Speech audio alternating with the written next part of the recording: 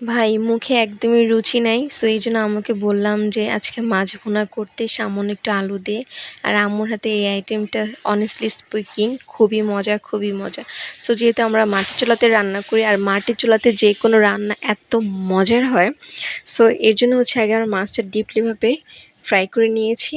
এই মাছটা হচ্ছে আপনার তেলাপিয়া মাছ এবং এই তো আমরা সামান্য আজকে আলু এবং টমেটো দিয়ে মাছটা রান্না করব। তারপর হচ্ছে সামান্য তেল সাথে পেঁয়াজ মরিচ ভালো করে ভেজে নিতে হবে। আর আমাদের এই মাটির চুলাতে রান্না খুবই সুস্বাদু হয়। আপনাদের কার বাসায় মাটির চুলা আছে অবশ্যই আমাদের কমেন্ট করে জানাবেন। তারপর হচ্ছে আমাদের মশলা কষানোর পরে আমরা সেখানে আদা রসুন বাটা এবং আমরা যে কেটে রেখেছিলাম টমেটো, সেই টমেটোটা আমাদের এখন দিতে হবে। তারপর খুব ভালো করে এটাকে নাড়াচাড়া করতে হবে। মশলাটা যখন কষিয়ে আসবে ঠিক তখন আমরা সামান্য কিছুটা পানি অ্যাড করে দিব।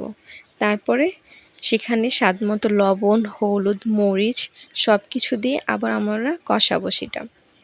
এবং আমরা কুচি কুচি করে আগে থেকে আলুটা কেটে রেখেছিলাম। তারপর সেই আলুটা এখানে দিয়ে দিতে হবে। এই আলু আর টমেটোর সাথে তেলাপিয়া মাছ, এইটার কম্বোটা জাস্ট অস্থির ভাই, অস্থির। যারা খেয়েছেন তারা জানেন, আর যারা খাননি তারা আজকে অবশ্যই ভিডিওটা দেখে ট্রাই করবেন এবং আপনার কাছে কেমন লেগেছে অবশ্যই আমাদেরকে জানাবেন। সবাই সুস্থ থাকবেন, ভালো থাকবেন। আল্লাহ হাফেজ।